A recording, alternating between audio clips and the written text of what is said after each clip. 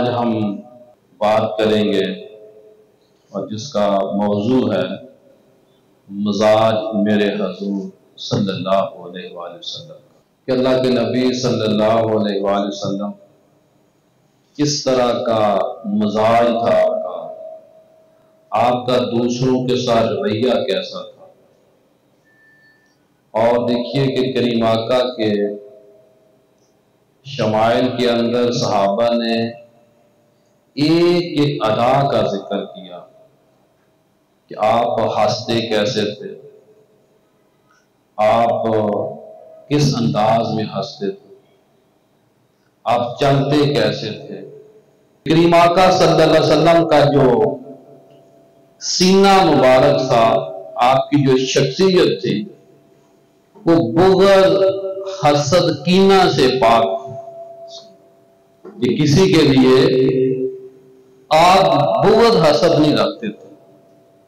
اور آپ کا سینہ ہر انسان کے لیے ایسے صاف تھا جیسے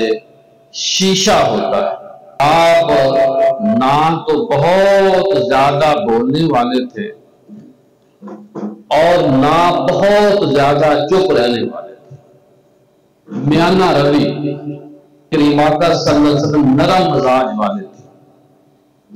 اور کریم آقا صلی اللہ علیہ وسلم کا جو رہن سہن تھا وہ بڑا ہی ادب والا تھا، احترام والا تھا۔ کریم آقا صلی اللہ علیہ وسلم کو جب کوئی دیکھتا پہلی نظر سے وہ کہتا کہ اس سے پہلے میری زندگی نے، میری آنکھوں نے، میری شخصیت نے، میری عمر نے ان جیسا کوئی نہیں دیکھا۔ اور جن کو دیکھ دیکھ کے کافی عرصہ ہو چکا ہوتا تو وہ کریم آقا کے بارے میں فرماتے کہ جب سے ہم کریم آقا کو دیکھ رہے ہیں ان جیسا کوئی اور دوسرا شخص نہیں دیکھا۔ کریم آقا صلی اللہ علیہ وآلہ وسلم جلدی جلدی بولنے والے نہیں تھے، بلکہ آپ کے بولنے کے اندر ٹھہراؤ تھا، اور جب آپ بات کر لیتے تو دوسرے بندے کو بات کی سمجھ آ جاتی۔ اور ایک اور حدیث پاک میں آتا کہ کریم آقا صلی اللہ علیہ وسلم اپنے صحابہ کو، اپنے سامعین کو بات سمجھانے کے لیے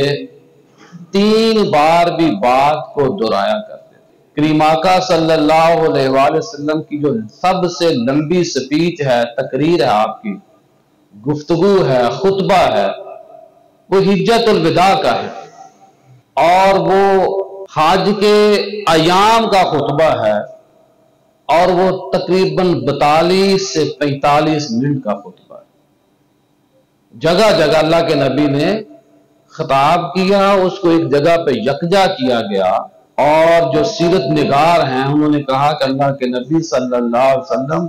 کبھی بھی لمبی گفتگو نہیں کرتے تھے، کہ اللہ کے نبی صلی اللہ علیہ وسلم کا جو دل مبارک تھا وہ نرم تھا، سخت دل نہیں تھے، اور آپ ظالم نہیں تھے، دوسروں کے اوپر ظلم کرنے والے نہیں تھے۔ اور فرماتے ہیں کہ لوگوں کی کوتاہیوں کو برداشت کرنے والے تھے، اور کسی دوسرے کو اپنے سے حقیر نہیں سمجھتے تھے۔ اور اگر کوئی بندہ اللہ کے نبی صلی اللہ علیہ وآلہ وسلم پر تھوڑا سا بھی احسان کر دیتے تو اللہ کے نبی اس تھوڑے سے احسان کو، تھوڑی سی نیکی کو، تھوڑی سی مہربانی کو زیادہ سمجھتے۔ اللہ کے نبی صلی اللہ علیہ وسلم کسی چیز میں عیب نہیں نکالتے تھے، نہ ہی کسی چیز کی بے جا تعریف کیا کرتے تھے۔ اگر کسی بندے کے اندر خوبی ہو تو اس کے اوپر تنقید نہیں کرتے تھے، اور کسی بندے کی اتنی تعریف بھی نہیں کرتے تھے جو اس کے اندر خوبی نہ ہو۔ اللہ کے نبی صلی اللہ علیہ وسلم کسی کی ذات سے ناراض نہ ہونے والے تھے، اور نہ ہی اپنی ذات کے لیے کسی سے انتقام لیتے تھے۔ ذات کے لیے لیکن جہاں اللہ کی شان کی بات آتی، اللہ کی ربوبیت کی بات آتی، جہاں فتنہ کچلنے کی بات آتی، تو اللہ کے نبی نے جہاد بھی فرمایا۔ کریم آقا صلی اللہ علیہ وسلم خدمت میں ایک دیہاتی آیا، اس نے سوال کیا، یا رسول اللہ صلی اللہ علیہ وسلم قیامت کب آئے گی؟ تو صحابہ کہتے ہیں کہ ہم نے اس دیہاتی سے کہا کہ بیٹھ جو، ایسے سوال نہ کرو۔ 3 بار اس صحابی نے بار بار سوال کیا تو کریم آقا صلی اللہ علیہ وسلم نے فرمایا کہ کیا تو نے جس قیامت کا پوچھ رہے ہو اس کی تیاری بھی کی ہے یا نہیں کی؟ تو وہ فرماتے ہیں، یا رسول اللہ صلی اللہ علیہ وسلم میں تیاری جو کی ہے، لیکن میں اللہ اور اس کے رسول صلی اللہ علیہ وسلم سے محبت رکھتا ہوں۔ تو کریم آقا صلی اللہ علیہ وسلم نے آگے فرمایا کہ یاد رکھو کہ قیامت کے دن بندہ اسی کے ساتھ ہوگا جس سے وہ محبت کرتا ہو۔ حضرت ابن عباس رضی اللہ تعالیٰ عنہ فرماتے ہیں کہ ایک عربی نبی پاک صلی اللہ علیہ وسلم کی خدمت میں حاضر ہوا، اس نے کچھ اشعار کہے تو کریم آقا صلی اللہ علیہ وسلم فرمایا کہ یعنی بعض جو اشعار ہوتے ہیں جادو ہوتے ہیں، اور جو بعض اشعار ہوتے ہیں جو شاعری ہوتی ہے وہ حکمت پر مبنی ہوتی ہے، کہ ایسی شاعری جو بندے کو اللہ سے، دین سے دور کرے، یا خدا نخواستہ جس شاعری کے اندر بےہودگی والی گفتگو ہو، اس شاعری سے اللہ کے نبی صلی اللہ علیہ وآلہ وسلم نے منع فرمایا۔ حضرت حسان بن ثابت رضی اللہ تعالیٰ عنہ جب کریم آقا صلی اللہ علیہ وسلم کی نعت پڑھتے تھے تو کریم آقا صلی اللہ علیہ وسلم فرماتے تھے، اے حسان تجھے اللہ کی اور جبرائیل کی مدد ملے۔ ایسی شاعری، ایسی نعت سنتے اللہ کے نبی صلی اللہ علیہ وسلم داد دیتے تھے۔ اور ایک روایت میں تو آتا ہے کہ اللہ کے نبی صلی اللہ علیہ وسلم اپنی کملی مبارک، اپنی جو چادر مبارک تھی، جس چادر کا ذکر قرآن میں آتا ہے، وہ تحفے میں دے دی، ہدیہ پیش کر دیا۔ اور یہاں دیکھیں یہ بھی بات سنیے کہ اللہ کے نبی نے فرمایا کہ اے حسان تجھے اللہ کی اور جبرائیل کی مدد ملے۔ اللہ سمندروں میں بھی سنتا ہے، دریاؤں میں بھی سنتا ہے، پہاڑوں میں بھی سنتا ہے، جنگل بیابان میں بھی سنتا ہے، لیکن جہاں کسی مومن کی قبر ہو، ان کے وسیلے سے، اس جگہ کی برکت سے اللہ پاک زیادہ کرم فرماتا ہے، جلدی دعا قبول کرتا ہے، قبول کرتے دعا پوری ہو جاتی ہے۔ اما عائشہ فرماتی ہیں کہ نبی پاک صلی اللہ علیہ وسلم کا مزاج مبارک یہ بھی تھا کہ آپ پوری رات جاگتے، تہجد میں، نوافل میں، اور آپ کے جو پاؤں مبارک سے وہ سو جاتے، سوزش ہو جاتی، اور فرماتی ہیں کہ کریم آقا صلی اللہ علیہ وسلم اس طرح آپ کے پاؤں سو جاتے، اس سے تکلیف ہوتی، تو میں عرض کرتی، اے میرے سر کے تاج، آپ تو معصوم ہیں، آپ تو اللہ کے محبوب ہیں، آپ کی خاطر تو اللہ نے یہ کائنات بنائی، تو اس کے باوجود بھی کیوں مشقت میں آپ کو ڈالتے؟ تو کریم آقا صلی اللہ علیہ وسلم نے فرمایا کہ عائشہ میں عبادت کیوں نہ کروں، میں عبادت اللہ کی اس لیے کرتا ہوں کہ میں اللہ کا شکر ادا کرنے والا بندہ بننا چاہتا ہوں۔ اللہ کے نبی صلی اللہ علیہ وسلم آپ نہ تو بہت زیادہ بولنے والے تھے اور نہ بہت زیادہ چپ رہنے والے تھے، میانہ روی۔ کریم آقا صلی اللہ علیہ وسلم نرم مزاج والے تھے، اور کریم آقا صلی اللہ علیہ وسلم کا جو رہن سہن تھا وہ بڑا ہی ادب والا تھا، احترام والا تھا۔ رسول پاک صلی اللہ علیہ وسلم جب چلتے تو پوری قوت کے ساتھ آگے جھک کر چلتے، یعنی کہ تکبر سے زمین پر نہیں چلتے تھے، اور آپ اپنے جو پاؤں مبارک تھے ان کو سکون سے اٹھاتے اور وقار کے ساتھ چلتے، اور لوگوں کو یہ معلوم نہیں ہوتا تھا کہ رسول پاک صلی اللہ علیہ وسلم جیسے بلندی سے اتر رہے۔ یعنی کہ لوگوں کو یہ احساس ہوتا کہ اللہ کے نبی صلی اللہ علیہ وسلم جب چلتے تو لوگوں کے اوپر روب دبدبا ہوتا، تکبر نہیں ہوتا تھا، لیکن لوگوں کے اوپر روب و دبدبا آ جاتا تھا کہ کریم آقا صلی اللہ علیہ وسلم آ رہے ہیں۔ اللہ کے نبی صلی اللہ علیہ وسلم جب سورج کو گرہن لگتا تو آپ نماز پڑھنا شروع کر دیتے، نوافل پڑھنا شروع کر دیتے، اور آپ قیام، رکوع اور سجود کو معمول سے زیادہ طویل کرتے، لمبا قیام کرتے، لمبا رکوع کرتے، لمبا سجدہ کرتے، اور پھر پھوٹ پھوٹ کر رونے لگ جاتے اللہ کے خوف سے۔ یہ باری تعالیٰ یہ جو سورج گرہن ہے یہ تیری نشانیوں میں سے ہے، یہ سورج کو معاذ اللہ کچھ بھی ہو سکتا ہے اس وقت۔ اللہ کے نبی صلی اللہ علیہ وسلم کے پاس ایک صحابی آئے، عرض کی یا رسول اللہ صلی اللہ علیہ وسلم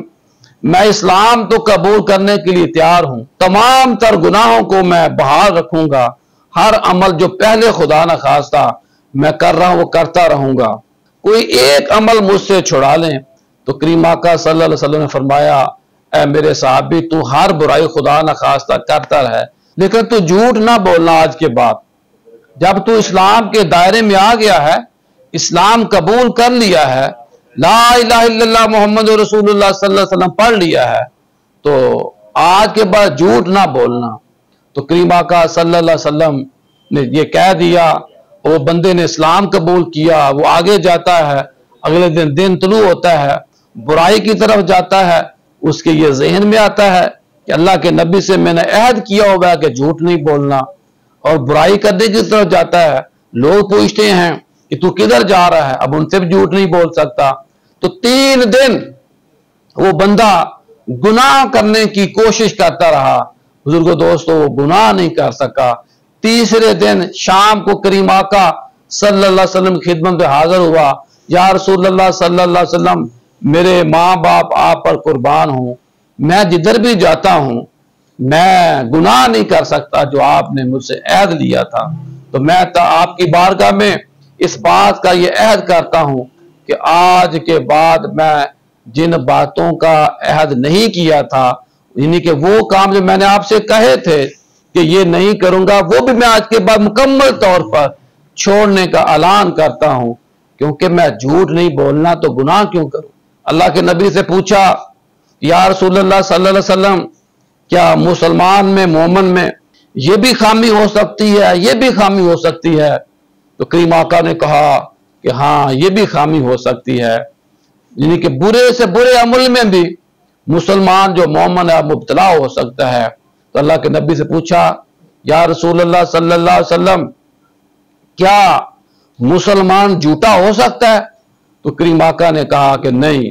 مسلمان کے اندر ہر طرح کی برائی ہو سکتی ہے لیکن وہ جھوٹ بولنے والا نہیں ہو سکتا۔ اللہ کے نبی صلی اللہ علیہ وسلم جب کسی کو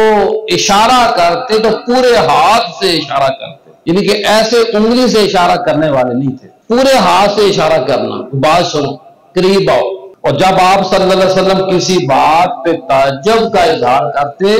تو اپنے ہاتھ مبارک کی جو ہتھیلی تھی اس کو الٹا کر دیتے۔ فرماتے ہیں کہ رسول پاک صلی اللہ علیہ وسلم